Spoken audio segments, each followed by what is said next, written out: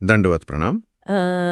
एका क्षणासाठी ना आपण फक्त कल्पना करूया. हं, एक असा आध्यात्मिक मार्गदर्शक ज्याचे विचार प्रस्थापित व्यवस्थेला इतके धोकादायक वाटतात की त्या राज्याचा मुख्य प्रधान त्याला संपवण्यासाठी चक्क 1000 सशस्त्र सैनिकांची फौज पाठवतो. बापरे. म्हणजे एका शांतताप्रिय माणसासाठी 1000 सैनिक? हो ना. आणि तेही एखाद्या शत्रूशी लढण्यासाठी नाही, तर एका निशस्त्र माणसाला कायमचे गप्प करण्यासाठी.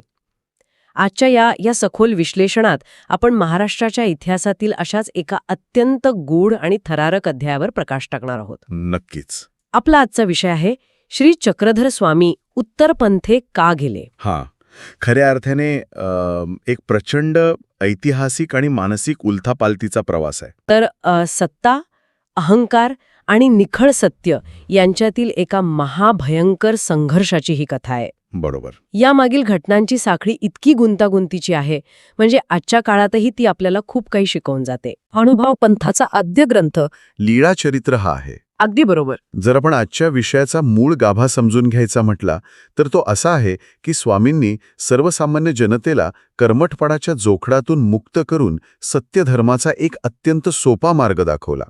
पण इतिहासात जेव्हा जेव्हा प्रस्थापित व्यवस्थेला आव्हान दिलं जाताना तेव्हा प्रचंड विरोध होतोच. हो, तो तर अटळच असतो. आणि हा विरोध इतका टोकाला गेला की स्वामींवर विषप्रयोग झाला, अघोरी काळ्या जादूचा वापर झाला आणि शेवटी सैनिकांचं आक्रमण. सरतेशेवटी या विरोधकांच्या हातून अधिक पाप घडू नये म्हणून आणि आपले साक्षात परमेश्वर अवतार असल्याचे मूळ स्वरूप प्रकट करून स्वामींनी उत्तरेकडे प्रस्थान केले. अगदी अचूक पार्श्वभूमी मांडलीत. आणि आपण आज फक्त या ऐतिहासिक नोंदी वाचून दाखवणार नाही आहोत. लीळाचरित्रमधील या नोंदींमागे दडलेला जो मूळ लीळेचा बोध आहे ना, तो आपल्याला उलगडायचा आहे. लीळेचा बोध म्हणजे त्यांच्या कृतीमागचा खरा अर्थ. हो, स्वामींच्या प्रत्येक कृतीत, अगदी त्यांच्या शांत राहण्यात आणि एखादा प्रदेश सोडून जाण्यातही एक सखोल मानसशास्त्रीय अर्थ दडलेला होता. तोच आज आपण समजून घेणार आहोत. तर मग या संघर्षाच्या मुळापासूनच सुरुवात करूया. माझा मुख्य प्रश्न असा आहे की एका निखळ आध्यात्मिक कार्य करणाऱ्या संताचा तत्कालीन राजकारणांना एवढा राग का यावा? म्हणजे स्वामींचा उद्देश तर जनतेला फक्त भक्तीचा मार्ग दाखवणं हा होता ना, यात राजसत्तेला धोका का वाटावा? याचं उत्तर ना त्या काळच्या समाजव्यवस्थेत आणि मुख्य म्हणजे अर्थकारणात दडलेलं आहे. अर्थकारण म्हणजे पैशांचा संबंध होता यात? हो, तर स्वामींनी ज्या निष्काम धर्माची शिकवण दिली त्याचा अर्थ काय होता? निष्काम धर्म म्हणजे कोणतीही भौतिक अपेक्षा न ठेवता आणि सर्वात महत्वाचं म्हणजे कुठल्याही कर्मकांडाच्या मध्यस्थाविना थेट ईश्वराशी जोडले जाणे. अच्छा, म्हणजे मधले दलाल किंवा मध्यस्थ नकोत. अगदी तसंच. त्या काळात बहुसंख्य कर्मठ लोकांनी धर्माच्या नावावर एक भक्कम अशी चौकट तयार केली होती. ईश्वरापर्यंत पोचण्याचा मार्ग फक्त विशिष्ट कर्मकांडे आणि दानांतूनच जातो अशी एक प्रकारची मक्तेदारी होती त्यांची. जेव्हा स्वामींनी सांगितलं की या कोणत्याही मध्यस्थाची गरज नाही, तेव्हा या कर्मठ लोकांच्या वर्चस्वाला आणि पर्यायाने त्यांच्या अर्थकारणाला मोठा हादरा बसला. अरेच्छा, हे अत्यंत रंजक आहे. म्हणजे हा फक्त तात्विक मतभेद नव्हता, तर हा थेट एका प्रस्थापित अर्थव्यवस्थेवर केलेला प्रहार होता. नक्कीच. जेव्हा एखादी व्यवस्था पारदर्शक होते तेव्हा मध्यस्थांची असुरक्षितता वाढते. याच असुरक्षिततेतून राजकीय हस्तक्षेप सुरू झाला असावा का? तंतोतंत. आणि ही असुरक्षितता शिगेला कधी पोचली माहितीये? जेव्हा पाल्हा डांगिया यांच्यासारखे मोठे राजकीय नेते स्वामींच्या दर्शनाला येऊ लागले. अच्छा, म्हणजे राजकारणी लोकही स्वामींकडे वळत होते? हो ना. पाल्हा डांगिया ही काही सामान्य व्यक्ती नव्हते. त्यांचा समाजात आणि राजकारणात मोठा दबदबा होता. जेव्हा अशी वजनाची माणसं स्वामींकडे आकर्षित होऊ लागली तेव्हा महादेव राजाचा राजगुरू असणारा ब्रह्मानंद प्रचंड अस्वस्थ झाला. कारण त्याला भीती वाटली असेल की राजसत्तेचं केंद्र आता स्वामींच्या मठाकडे वळत आहे. बरोबर. ब्रह्मानंदाला स्पष्ट दिसू लागलं की आज राजकीय नेते जात आहेत तर उद्या स्वतः महादेव राजाही तिथे जाईल. आणि जर राजाच निष्काम धर्माच्या मार्गावर गेला तर आपलं महत्त्व कायमचं संपेल. सत्तेची भीती माणसाला काहीही करायला लावते. हो. आणि याच टोकाच्या मत्सरातून ब्रह्मानंदाने एक भयंकर आणि भ्याड पाऊल उचललं. त्याने स्वतः समोर न येता आपल्या एका शिष्याकरवी स्वामींना दिल्या जाणाऱ्या सुपारीतून अत्यंत जहाल असा विषप्रयोग केला. बापरे, हा खऱ्या अर्थाने भ्याड हल्ला होता. थेट वैचारिक पातळीवर लढता येत नाही तेव्हा प्रस्थापित व्यवस्था अशा नीच मार्गांचा अवलंब करते. हे म्हणजे आजच्या काळातील जे कॅन्सल कल्चर आहे किंवा राजकीय विरोधकांना संपवण्याची प्रवृत्ती आहे तसंच काहीच आहे. पण या विषप्रयोगाचं पुढे काय झालं? कारण स्वामी तर साक्षात ईश्वराचे रूप होते ना. हो, आणि नेमकं हेच तिथे सिद्ध झालं. स्वामींनी ती विषारी सुपारी सहज ग्रहण केली, पण त्यांच्या देहावर त्या जहाल विषाचा साधा ओरखडाही उमटला नाही. खरंच काहीच परिणाम नाही. काहीच नाही. त्यांचा देह अत्यंत शांत आणि तेजस्वी राहिला. हे सामान्य माणसाचं काम नव्हतंच. हे विष पचवून स्वामींनी कोणत्याही शब्दाविना आपल्या अलौकिक सामर्थ्याची पहिली मोठी झलक या विरोधकांना दाखवून दिली. क्या बात आहे. पण जेव्हा एखादा शारीरिक हल्ला फसला जातो तेव्हा दुखावलेला अहंकार सहजासहजी शांत बसत नाही. कधीच नाही. ब्रह्मानंदाचा विषप्रयोग फसला. मग या मत्सराने पुढची कोणती नवी पातळी गाठली? इथेच या संघर्षाचं लोण थेट पैठणपर्यंत पोहोचतं. पैठण हे त्या काळातील विद्येचं मोठं केंद्र होतं. तिथे तत्कालीन प्रधान हेमाद्रीचा गुरु महादाश्रम याचं मोठं प्रस्थ होतं. अच्छा, प्रधान हेमाद्रीचा गुरु? हो. महादाश्रम अत्यंत विद्वान होता. पण इथे एक मोठी वैचारिक क्रांती घडली. महादाश्रमाचे जे स्वतःचे अत्यंत जवळचे शिष्य होते, जसे की माईते हरी, प्रज्ञासागर, ते स्वतःच स्वामींच्या विचारांकडे आकर्षित झाले. त्याने स्वामींच्या सिद्धांताला मान्यता दिली. अरे वा, हा तर महादाश्रमासाठी खूप मोठा धक्का असणार. ज्या व्यवस्थेचा तो प्रमुख होता त्याचेच आधारस्तंभ आता नव्या विचारांकडे वळत होते. अगदी बरोबर. आणि हा पराभव पचवणं एका अहंकारी माणसाला कसं शक्य आहे? आपला मार्ग नष्ट होईल या भीतीने महादाश्रमाला स्वामींविषयी प्रचंड द्वेष वाटू लागला. वैचारिक लढाईत हारल्यामुळे त्याने एका अत्यंत अघोरी मार्गाचा अवलंब केला. लीळाचरित्रमधील उत्तरार्ध लीळा 283 म्हणजे ली 283 यामध्ये याचा मूळ संदर्भ आहे. त्यात काय सांगितलंय? महादाश्रमाने कामाख्याच्या देवळात जाऊन एक यंत्रासन रचले आणि स्वामींवर चक्क काळी जादू करण्याचा प्रयत्न केला. काळी जादू? एक मिनिट, हे थोडं समजून घ्यायला हवं.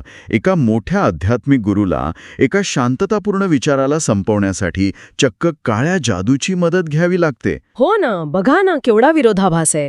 हे यंत्रासन नेमकं काय असतं? कसं आहे, हे केवळ साधं कर्मकांड नसतं. तत्कालीन समजुतीनुसार ते एक अतिशय गुंतागुंतीचं जाळं असतं, ज्याद्वारे एखाद्या व्यक्तीभोवती विनाशकारी ऊर्जा केंद्रित केली जाते. अच्छा. महादाश्रमाचा उद्देश हा होता की विषप्रयोग जर निष्फळ ठरलाय तर स्वामींना मानसिक आणि अदृश्य पातळीवर संपवावे. पण इथेही त्याचा मोठा भ्रमनिरास झाला. कारण स्वामींच्या सामर्थ्यापुढे या तांत्रिक गोष्टी कुचकामी ठरल्या असणार, होय ना? अगदी. स्वामींच्या अफाट सात्विक ऊर्जेपुढे हे यंत्रासन पूर्णपणे निष्फळ ठरलं. त्यांच्यावर या काळ्या जादूचा तीळ मात्रही परिणाम झाला नाही. मग महादाश्रमाची काय अवस्था झाली? जेव्हा त्याला हे समजलं तेव्हा त्याची मानसिक अवस्था पूर्णपणे कोलमडून पडली. आपण आयुष्यभर ज्या विद्येचा अहंकार बाळगला ते सर्व शून्य झाले या जाणीवेने तो प्रचंड निराश झाला. तो इतका चिंतातूर झाला की सलग 7 दिवस तो अन्नपाण्याविना एका जागी पडून राहिला. बापरे, 7 दिवस. हे ऐकताना खरोखरच धक्का बसतो. इगो दुखावला गेल्यावर माणूस कसा स्वतःच्याच विनाशाकडे जातो याचं हे जिवंत उदाहरण आहे. नक्कीच. पण या सर्व वैयक्तिक मत्सरात मग राज्याची अधिकृत सत्ता कशी ओढली गेली? प्रधान हेमाद्रीची एंट्री कशी होते यात? जेव्हा प्रधान हेमाद्रीला आपल्या गुरुची ही दयनीय अवस्था समजली तेव्हा त्याच्या डोक्यात सत्तेची हवा गेली. त्याने सूत्र स्वतःच्या हाती घेतली. म्हणजे त्याने थेट राजसत्तेचा वापर केला? हो. हेमाद्रीने मुदादित्याच्या देवळात एक मोठी सभा बोलवली. तिथे ब्रह्मानंद आणि महादाश्रम तर होतेच, पण ज्या शिष्यांनी महादाश्रमाला सोडलं होतं त्या माईतेहरी आणि प्रज्ञासागर यांनाही बोलवलं. म्हणजे न्याय करण्यासाठी? अजिबात नाही. या सभेचा उद्देश न्याय करणे नव्हताच, तर राजसत्तेचा धाक दाखवणे हा होता. मग त्या सभेत काय घडलं? माईतेहरी यांनी काहीच बाजू मांडली नाही? माईतेहरीने अत्यंत समजूतदारपणे हेमाद्रीला सावध करण्याचा प्रयत्न केला.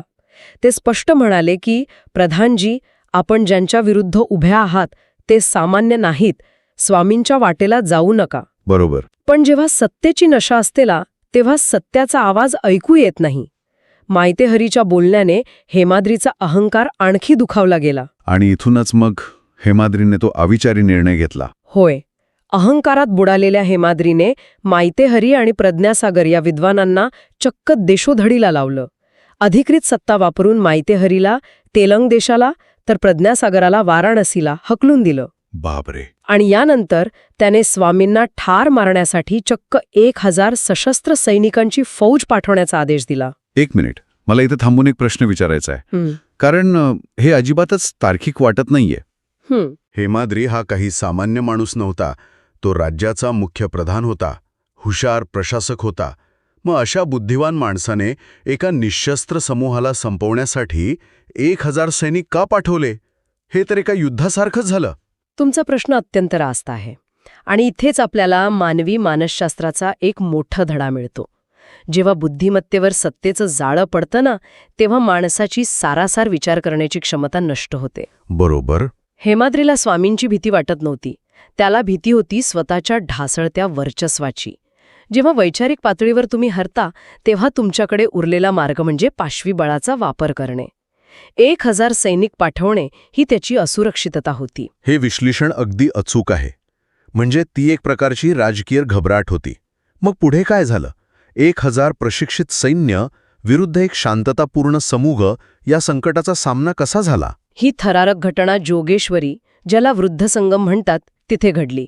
दुपारचे साधारण 4 वाजले होते. सैनिकांच्या ताफ्याने मठाभोवती पूर्ण वेढा दिला. बापरे, परिस्थिती खूपच तणावपूर्ण असेल. हो ना. काही सैनिक मठात घुसले. त्यांनी भक्तांची वस्त्रे हिरावून घेण्यास आणि त्रास देण्यास सुरुवात केली. हिंसा अटळ वाटत होती. अशा वेळी स्वामींनी काय केलं? काही चमत्कार? नाही. स्वामींनी स्वतः काही करण्याऐवजी आपले परमभक्त नागदेवाचार्य यांना स्थित्यानंद दिला. स्थित्यानंद म्हणजे काय? स्थित्यानंद म्हणजे स्वामींनी आपले अलौकिक सामर्थ्य काही काळासाठी नागदेवाचार्यांच्या ठायी संचारित केले. आणि त्यानंतर जे घडलं ते खऱ्या अर्थाने अद्भुत होतं. एका माणसाने 1000 सैनिकांचा सामना कसा केला? नागदेवाचार्यांनी एकट्याने प्रतिहल्ला चढवला. त्यांनी एका सैनिकाला थापड मारून तलवार हिसकावून घेतली. पण खरी गोष्ट पुढेच आहे. काय? नागदेवाचार्यांनी सिंहासारखी एक प्रचंड आणि भयानक डरकाळी फोडली. एका डरकाळीने 1000 सैनिक मागे हटले? कारण ती सामान्य डरकाळी नव्हती. त्या आवाजात साक्षात ईश्वरी सामर्थ्याचा असा ऊर्जा स्रोत होता की त्या मानसिक धक्क्याने कित्येक सैनिक धरणीवर कोसळले. म्हणजे हे शारीरिक युद्धापेक्षा एक भयंकर मानसिक युद्ध होतं. अगदी. नागदेवाचार्यांच्या त्या रौद्र रूपाने त्या 1000 सैनिकांचा धुवन उडवला. ते सैनिक जीव वाचवण्यासाठी गावाच्या वेशीपर्यंत पळत सुटले. क्या बात आहे. कित्येक जायबंदी झाले. शेवटी सेनापतीने हार मानली आणि माघार घेतली. एकट्या माणसाकडून संपूर्ण राजसत्तेच्या सैन्याचा एवढा मोठा पराभव. सेनापतीने परत जाऊन हेमाद्रीला काय सांगितलं मग? तो सेनापती स्वतः जखमी होता. त्याने हेमाद्रीला स्पष्ट सांगितलं की, प्रधानजी, आम्ही तुमचे सेवक आहोत.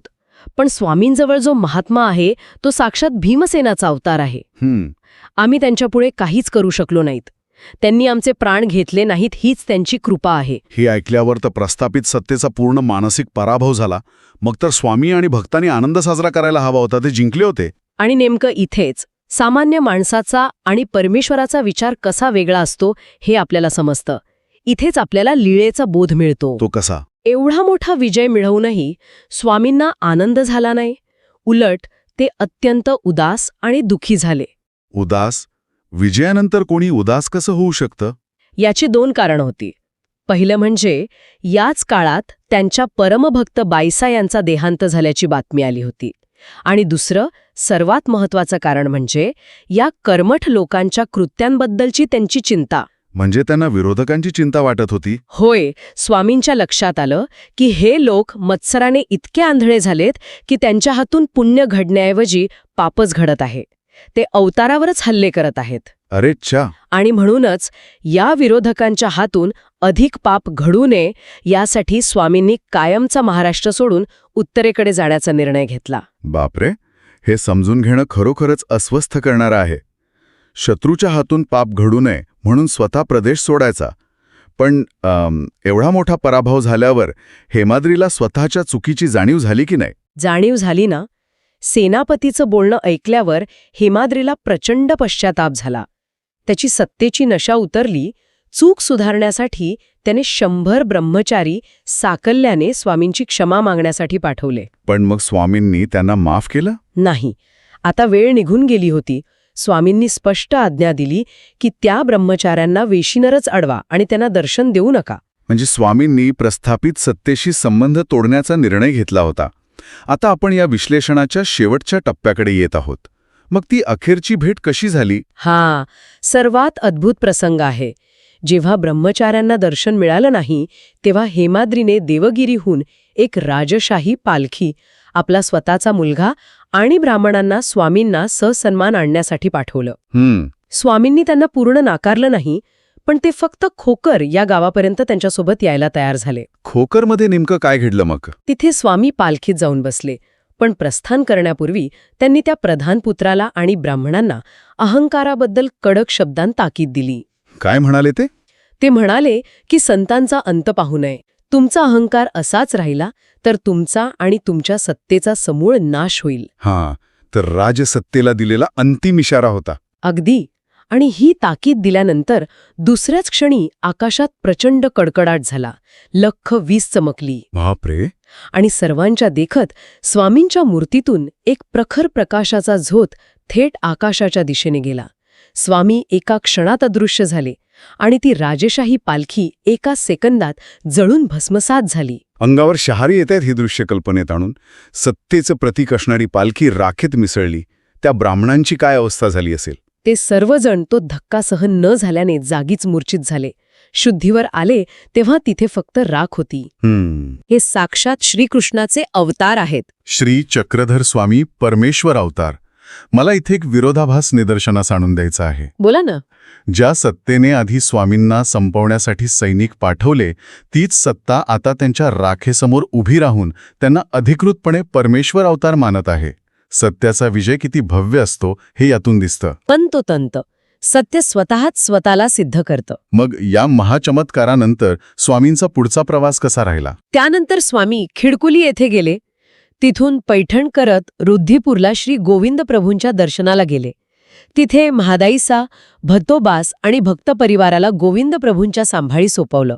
म्हणजे त्यांनी जबाबदारीने भक्तांची सोय केली आणि मग निरोप घेतला. हो. आणि मग स्वामींनी खऱ्या अर्थाने उत्तरपंथे प्रस्थान केलं. वाटेत त्यांची हरिभट आणि व्यापाऱ्यांशी भेट झाली आणि ते उज्जैनी मार्गे उत्तरेकडे निघून गेले. खरंच हा प्रवास म्हणजे एक पूर्ण वर्तुळ आहे. जाता जाता मला एक विचार मांडायचा आहे, जो लीळेचा बोध अधिक स्पष्ट करतो. नक्की सांगा. स्वामींनी महाराष्ट्र सोडला तो जीवाच्या भीतीने नाही, तर विरोधकांना त्यांच्याच पापांपासून वाचवण्यासाठी. खऱ्या करुणेचा अर्थ फक्त भक्तांचं रक्षण करणं नाही, तर द्वेष करणाऱ्या शत्रूलाही त्याच्या विनाशापासून वाचवणं असतो. आज जेव्हा आपण छोट्या मतभेदांवरून एकमेकांचा द्वेष करतो, तेव्हा स्वामींची ही अथांग करुणा आपल्याला खऱ्या अर्थाने अंतर्मुख करते. अत्यंत सुंदर आणि मनाला भिडणारा विचार आहे हा.